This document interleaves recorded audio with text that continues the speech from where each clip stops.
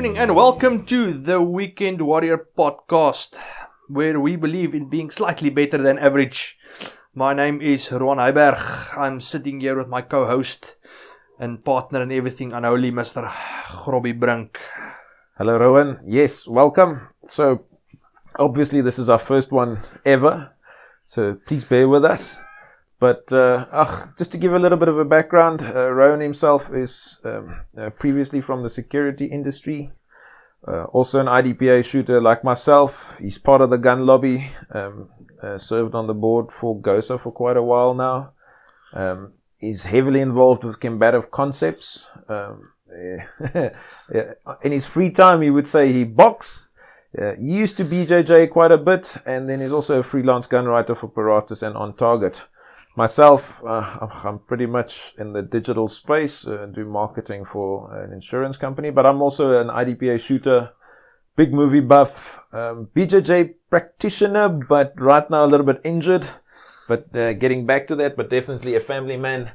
And what this podcast is all about is just promoting guns, self-defense and training in South Africa, and in terms of our context as a country. So, we'll be talking gear, legal aspects, scenarios, get some subject matter experts, basically just anything related to guns, training and shooting, and the odd hunting, and pretty much everything that's fun for boys. And it's always difficult, when you do podcasts, a lot of the stuff that's available on YouTube and the articles, it's always for the American market. There's always things like the stand your ground laws and that nonsense that, it's important that the podcast will be, from a South African perspective. When we talk suppliers and gear, it will be guys that you can find in South Africa. And subject matter experts that's South Africans. And because I think we've got a unique environment in South Africa when it comes to some of the criminals we face. We've got the farm attacks and the hijackings. That's more common than you would find in the US. So we're hoping to bring a proudly South African flavor, to the gun podcast community. Yeah, so something that's really important and that's close to our hearts. Look, just to give you a bit of a background, I inherited most of my firearms. My father passed away when I was quite young. And luckily enough, I had a mother that sort of made the effort to keep my guns. I was a bona fide, in the old days, when I turned 18, not much longer, I was classified as a bona fide sportsman. So I had my licenses from very early. And here's where the punchline comes in. I had my firearms from very early, grew up, lots of farm, family friends, thought I'd had an idea about gun safety and handling guns and owning a gun. And then roughly at about 2008, I had a home break-in, was working till very, very early in the morning, woke up, my wife, in fact, my wife woke me up and she said, there's somebody's in the house. And when I looked out into the front yard, there were already guys with my TV on the wall. So I knew they were already inside the house. What ended up is I had my firearm with me, and luckily enough, as soon as I shouted at them, they started running away. But from that moment on, I understood, one, is that I did not really have a plan, and two, I did not know how to use the firearm super proficiently.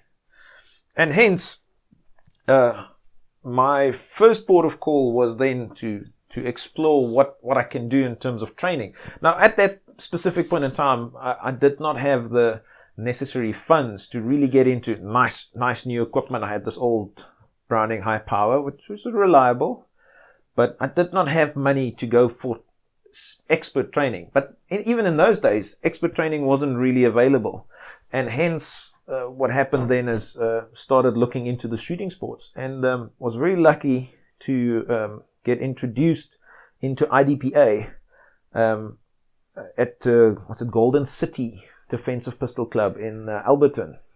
And like I said, the rest is history. We started shooting IDPA. I think that was 2008, 2009. But basically, that I approached as my training. And looking back at it, it's a fallacy. For sure. Sport shooting, IDPA, is definitely cannot be seen as training. It is fantastic for proficiency. Correct. Somebody asked me, once, I said to them, you know what? Sport shooting is practice. It doesn't matter if a guy's shooting back at you or not. The gun still works the same way. You still need to pull the trigger. It still runs out of bullets. You still need to put a magazine in the same way. So, practicing under pressure, not training under pressure, practicing under pressure is fantastic in the sport shooting community. Yeah, and that's like a lot of people argue, but like IDPA. So fine. So look, the basis of tonight's program is just basically on how did we get into sport shooting. Yeah. And that practice is practice. The thing is that we just don't understand where the training element falls in. That's very true. I mean, I was lucky. I mean, my father was a career soldier. I grew up with guns in and around the house. It was a common occurrence to me for my dad to have guns at home and to go to the shooting range. And I shot a bit in high school. And then when I met you in 2010, when we both lived in Joburg, I met you through Gunsight, which was at that time one of the larger gun forums in South Africa. And I got my first kind of glimpse that, hold on, there's more to guns and shooting than just pulling a trigger. And I got involved with the training organization doing some Krav Maga and combative stuff, and kind of evolved from there, moved to George, then you moved down, and then by that time I was kind of very dead set on I need to get a gun. And I remember we went shooting, you took me shooting for the first time, I think it was in 2013. You're in George, and I bought my I knew by that time I already wanted a gun. But that's actually, there was a job change and everything. Yeah, that's actually quite it was many years ago. And the more I think about it, is we sort of started. I was there when your journey started. Yeah, and that's actually, it's quite cool to think about that. And here's the thing. So the discussion is actually centered about why people start sport shooting, and why sport shooting is not so big in South Africa. But like, long story short, it's much more to it. People underestimate the process. If you want to sport shoot, you need to first get a gun. And in South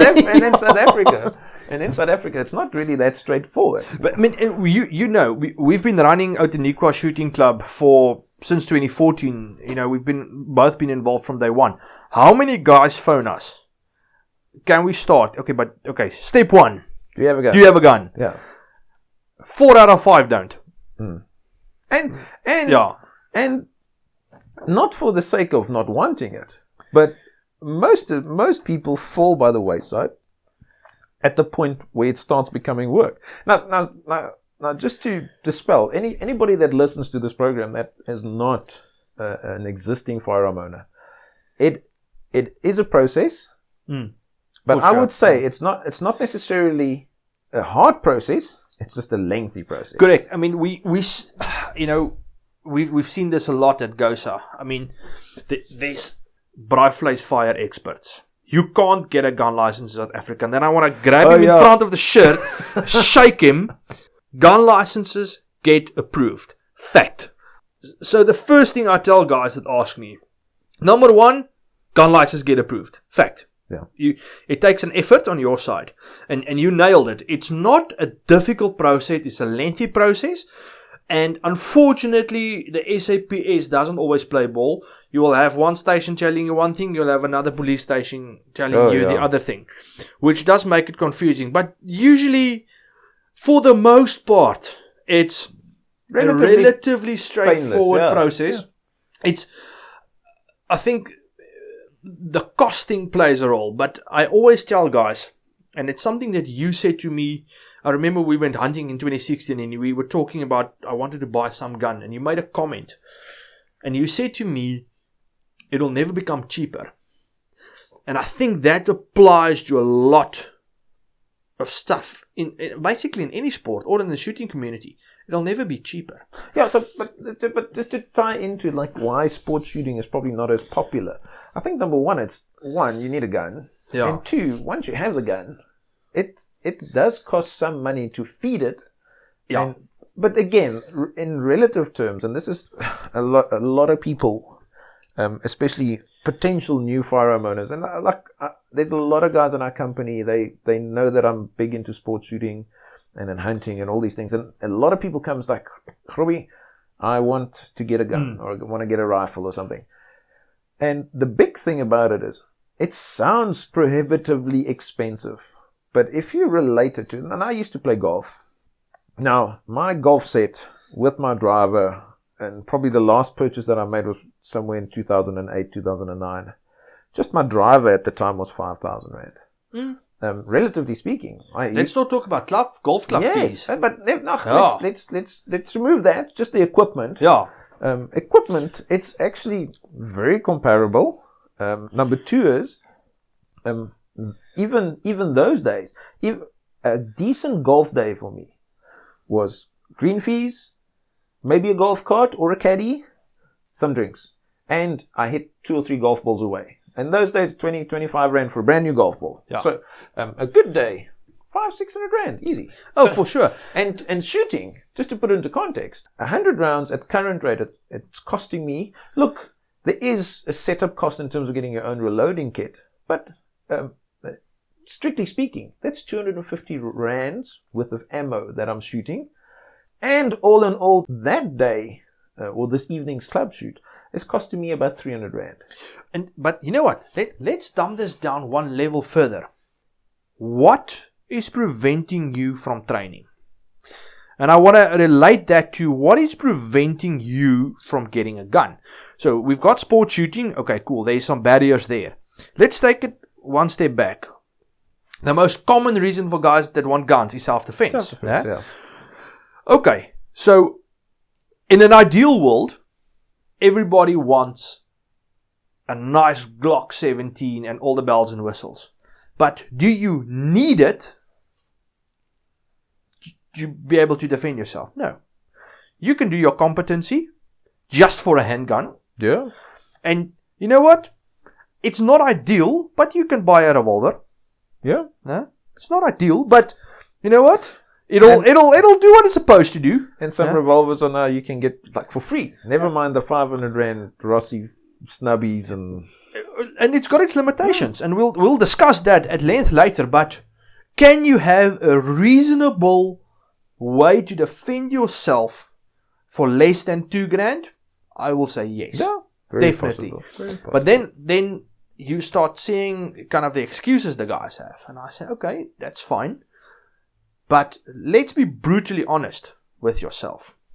You don't need to tell me, I don't mind. But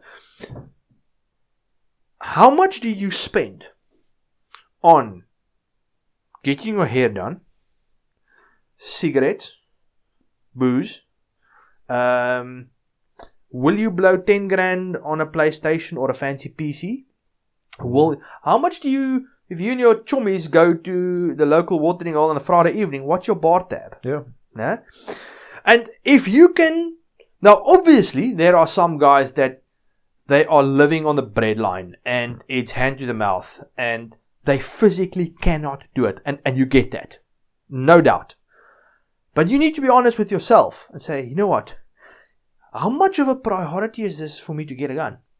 But never mind that. The whole point is obviously there's a barrier to entry. Oh, for sure. In terms of money acquisition and to actual application of the license, going to the police station, getting everything sorted, having the competency done, having your interview for your first license ever done with your wife or with a family member. Oh yeah. And it sounds like It sounds like an issue, but here's the thing, and this is everybody that we've personally look at Willem. Everybody personally that we've brought into the fold, Willem, Joe, Michael, MJ, all those guys. Initially, I would say most of them had reservations in terms of is it something that they can sustain? Yeah. Once all the barriers to entry are over and done with, look, in a nutshell, right now in the grand scheme of things, look, I've got lots of hobbies. I'm a jack of all trades. I'm a master of none.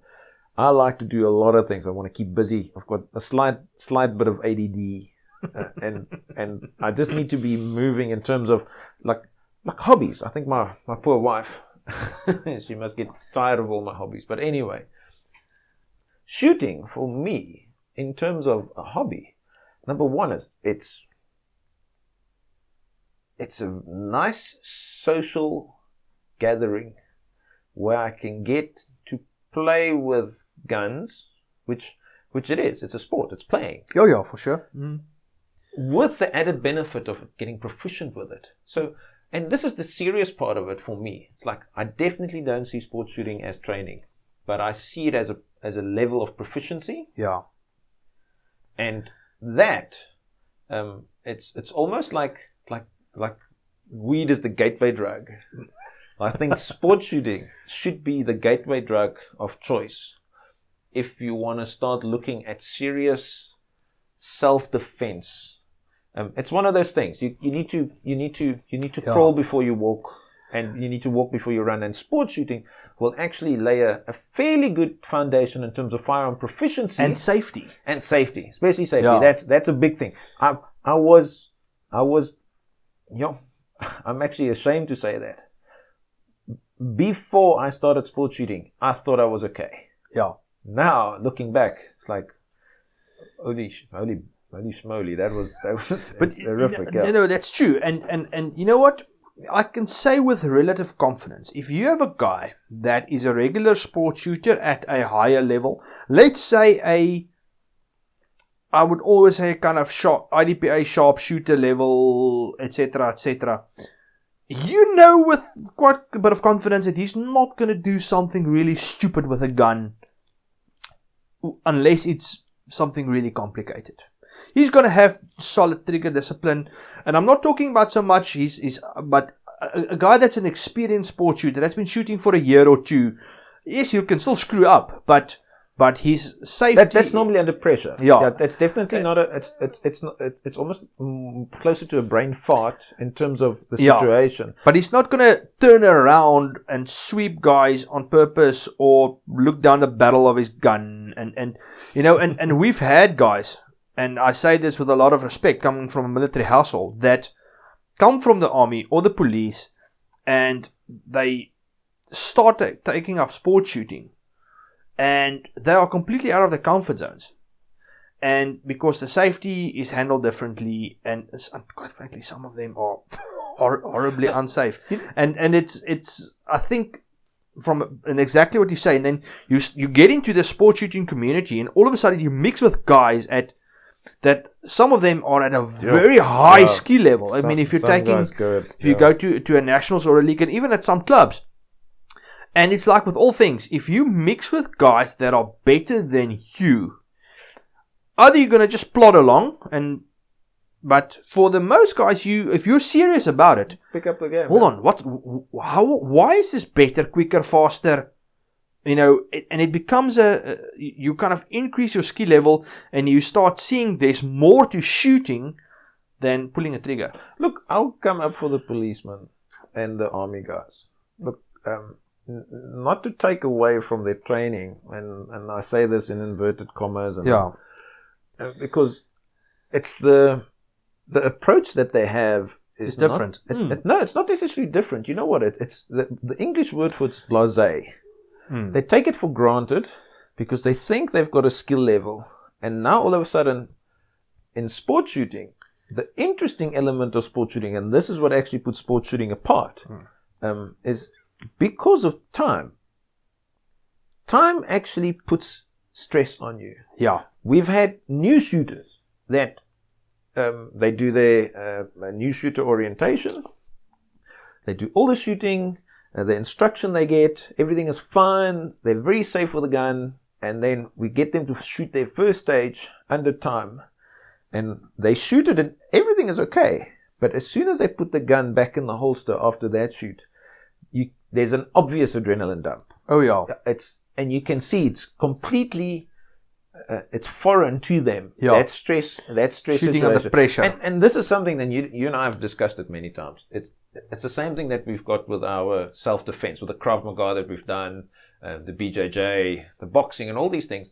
It's all good and well. You're fit and strong, and you know how to handle yourself. But you need to actually practice being hit a couple of times. Nailed it. And then the whole point of it is just to understand that you're okay. And hence, what's that famous?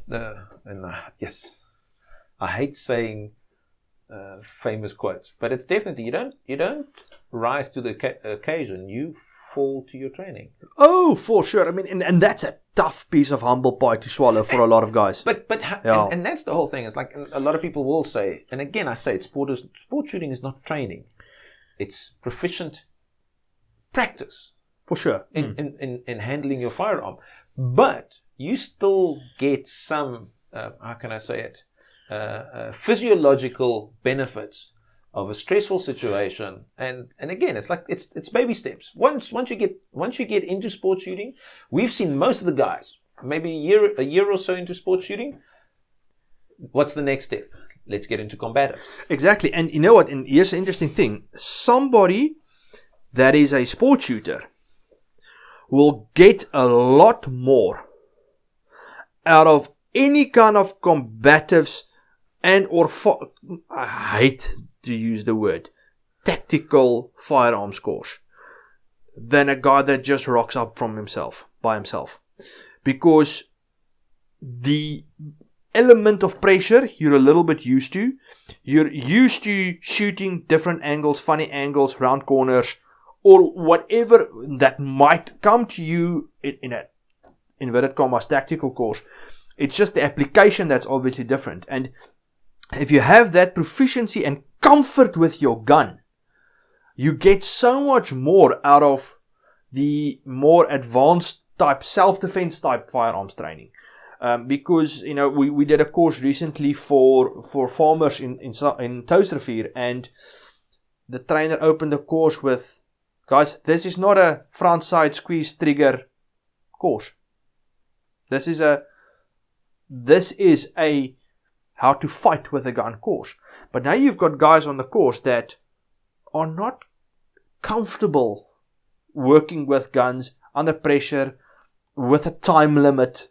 And there's that just not that level of proficiency where the guys that have been sports shooting regularly, they get so much more out of the course because they focus on the training. You don't need to stop the course to start doing basic safety and that kind of stuff. So I agree with you completely. It's a fantastic gateway to a lot of the other elements in shooting. So I want to add something to this now, and it's but this is what I would say this is very deep into the rabbit hole. This is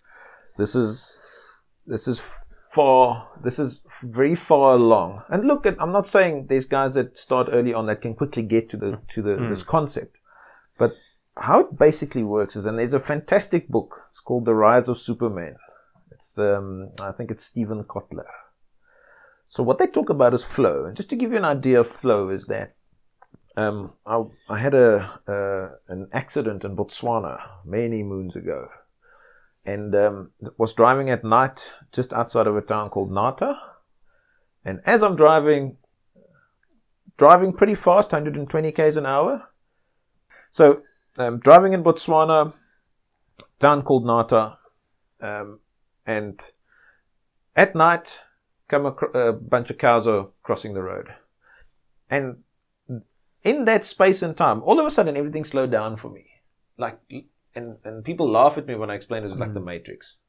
Now, at that time, I had a I had enough space and time. Everything slowed down, and I could try and evade. And luckily, it still hit a cow, but survived, and everything was fine. But I still got the effect of everything slowing down. Now, go read the book. It's fantastic. It's called Flow. So, there's something that they refer to mostly by, these extreme sports guys. Yes. So apparently these guys, they get it lots. And it's a problem because they get addicted to it. But the reason why I'm mentioning this is that for a person to actually get into a state of flow, they need to have superior focus on what they're doing. Now, coming back to these guys, like the same thing that you mentioned with the sport shooting guys. If you're trying to train a guy how to look around a corner, how to move inside of a house, how to manage your family in a stressful situation. Yeah. The problem is, all of a sudden, you're adding not one or two things for your brain to do. It's 50 things, 60 things. Yeah. Like situational awareness. Where are the bad guys? Where's my torch? Is my gun loaded? Where's the spare mag? Where's my kids? The dog's barking over there. Maybe they're there. And the whole problem with that is because of all those elements that distract you, the more things you have to overload your brain, the worse your performance will be. Paralysis analysis. And never mind that even, but it actually affects your OODA loop. Oh yeah. And so anybody that's hearing now, this is a term, OODA loop. It's observe, orient, decide, and act. So it's some US fighter pilot colonel came up with a concept, and it makes a lot of sense. And what he basically says is, for you to act on anything, you need to first observe it. Once you've observed it, you need to orientate yourself according to what you've observed. Then you decide on what you want to do, and then you act on what you do. Now, long story short, and that's why I'm bringing this up. What I suspect happens is that a sport shooter that actually does shoot quite a lot and is proficient with his firearm and knows how it feels and works and knows what it does, I think you almost take some of those elements out of the equation. It leaves you to focus on the real things. What's important, yeah. And that's precisely with the sport shooting that we're doing now. It's like one of the elements, and I think this is in Steve Anderson's book as well. He's a big believer in you need to plan your shoot and visualize that plan so many times before you actually shoot the stage that by the time that you can shoot the stage, you don't worry about anything else. You're actually just shooting. But you know what, and that makes a lot of sense. I mean, we've said it before when we look at the kind of combative training side of shooting. You see a lot of stuff, and you see a lot of even sport shooters. They spend so much time on shit that does not add anything to their shooting. And it's a lean principle. Take out what is not important and that will not contribute to what you are doing now, and focus on what is important. If you start adding funny movements, funny techniques, and just spending time doing bullshit, like trying to make your empty chamber carry gun one up, we shall not name names, it just adds bullshit that you need to sift through. It adds time and it adds bullshit. And keeping it simple, and if you've got that proficiency, and you've got this, and you've got sorry, I'm talking myself in a circle, but you've got the proficiency, you're keeping it simple, and you kind of focus on what is really important. And if you look at the sport shooting guys and the combatives guys, one thing that stands out, nothing is complicated. You know what? I'm going to add something to that, and I don't know if you've heard about it. I think it's called the Pareto the 80-20 principle. 80-20 principle. Yeah. So, like, I know it might not be 100%, but the way I sort of see it in this light, 20% is the fundamentals. Do the basics right. Do the basics good. Don't worry about all the extra bells and whistles.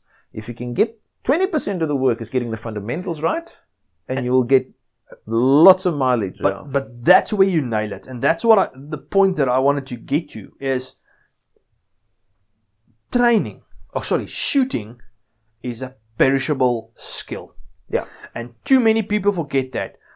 I'm not taking anything away from your competency training. I'm not taking anything away from your military, security, police, sports. If you stop shooting, your skill will diminish. It's a fact. It's a physical skill. It's a perishable skill. It's a perishable skill. Definitely, yeah. And the best way to get that back is to focus on the fundamentals. And if you look at some of the best trainers in the world, most of their courses aren't kicking doors down, jumping over hoops, spinning back kicks. It's fundamental courses. Yeah, and it's nothing new. It's nothing. No special trick. Exactly. That'll make you this crazy a shooter. trainer that I thoroughly enjoy is Matt Graham from Graham Combat, and I like his blog and I like his YouTube videos, and because he kind of brings the mental element to shooting and training. And he wrote a blog a while ago where he went on a course from Ken Hackathon, and for those guys that don't know, Ken is a founder member of the IDPA, and still regarded as one of the most kind of prolific kind of founders, or one of those guys that really pushed the firearms training community to what it is today.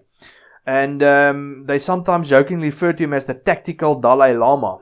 And so Graham wrote the blog where he, as a trainer, went on one of Ken's courses and thinking it's gonna be this Jedi flippin' gonna learn something mind blowing, and it's gonna be. And what did they do for 2 days? Fundamentals, fundamentals over and over and over again. And that brings me back to the point that I made right at the beginning of the podcast. And guys love saying sport shooting is not tactical. It's not shooting, somebody's not shooting back at you.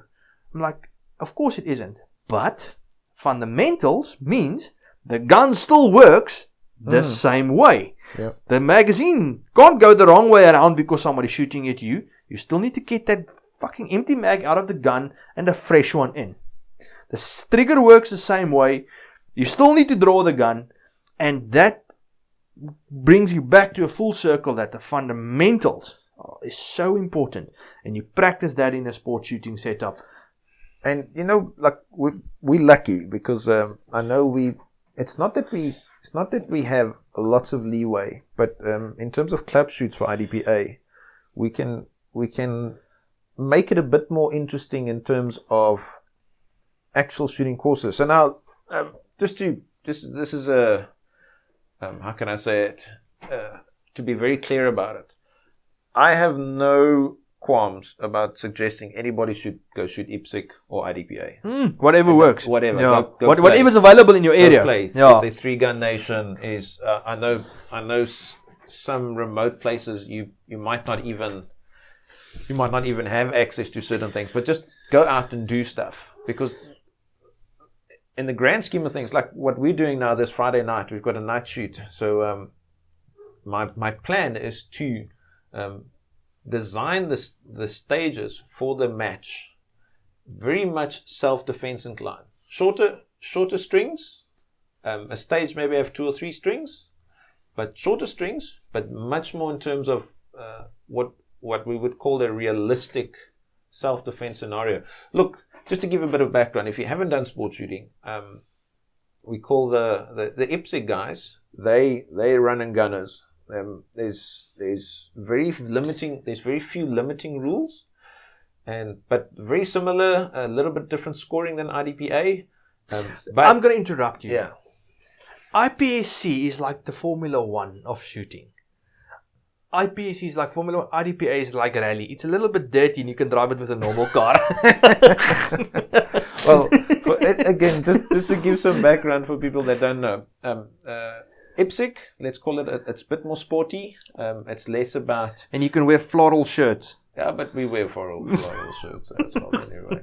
But then where IDPA, granted, and I know IDPA is working on it. And look, not everything is perfect everywhere in the world, but like IDPA, I think they're trying to simplify the rules, where there are rules in terms of where you can shoot from, in terms of cover. And it's, look, again, it's not training. What is that favorite saying? What's that favorite saying? What works for sport shooting will get you killed in the streets.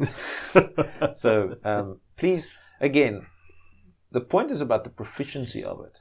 So you can do anything.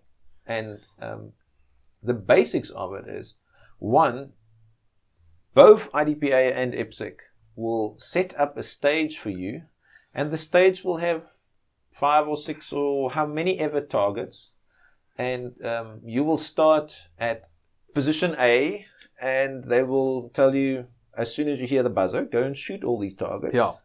IPSC might force you into a path where you sort of run up and down a specific area, and then IDPA might just give you a scenario, and then their scenarios would be maybe 5 or 6 targets with maybe a hostage target. Some of these targets will be moving. It's all good fun. So what I suggest you do is, like, if you don't do sport shooting, go research, look up IDPA, look up IPSC. And the guys are usually very nice. They're accommodating. I know what we do is, if there's a visitor, we'll maybe let him, once we've done shooting, before we break down, we let him, we let him run the course to introduce him, and to see what it's about. And I think that there's the social part which is very important. But go and see what it's about. And you know what? And I know there are guys that's now just chomping at the bit. But it's not training. And we've said it before. And you know what? My favorite reply to that is always, the IDPA was founded by Larry Vickers, which was ex-Delta Force. It was founded by Ken Hackathorn, which is one of the trainers for the US military, and Bill Wilson, which will make some of the best 911s in the world. Mike Pannone, also ex-Delta, is a sport shooter. Bob Vogel, IDPA world champ, is a policeman. Yes. Nah? So, don't believe it. Sport shooting will not get you killed in the streets. There is a definite crossover to, once again, that word, tactical shooting. Yeah, so, but just in this, and I would always say, when we were deciding on what we were going to talk about, especially the first one, it's one, if you are a person that wants to get into shooting, go look us up. IDPA, IPSC, there's lots of ranges. I know some of the remote areas, but even then, I think we've got places from Xeris to Paternoster and the whole places there. Lots of the small towns. Most towns have clubs within driving distance. And it's not like you're driving there every weekend. If it's once a month, maybe. Yeah. So look it up. IDPA, IPSC, SAPSA. There's a lot of organizations that there's even help. The pin shooting guys nowadays. Guys that shooting bowling ball pins. 3-gun nations. I-Core revolver shooting. So what we'll do is, and we'll have our website up in the comments. We'll actually set it up for you guys, and we'll link to a lot of these sport shooting organizations, and you are more than welcome to get in contact with us and ask us. So, long story short, and I think this is just closing off. One, if you don't have a gun, it's not that difficult to get. It's not that difficult to get, and it's not going to be cheaper. So at one stage, make the decision and get the ball rolling. I usually tell, I'm going to interrupt for a quick second. I tell guys, the biggest expense is the gun, right? If you buy new. Yeah. But you cannot buy the gun without the competency first. So from the start to the end, if you have nothing, is a 6-month process. Yeah. So it's not like you're going to blow 15 grand tomorrow morning. you're going to do your competency first. Then it's going to take 3 months before you have to inverted commas, buy the gun. That's it, yeah. Then you've got another 3 months to get all the other stuff sorted. So, all in all, it might be a couple of $1,000, but it's not overnight. It's it's spread out over it's very doable. A number of months. It's very doable. But one, get the gun. And what I always say, anybody that I've helped in acquiring a firearm, once you get it, come and join us. Come and play. Come and become proficient. And the whole thing is become proficient in a fun environment. It's good fun. You'll make good mates. It's very sociable. And the best of all is everybody's so well behaved because guess what? Everybody's armed. and you know, to add what I wanted to say was, if you've got the competency, the battle is half won.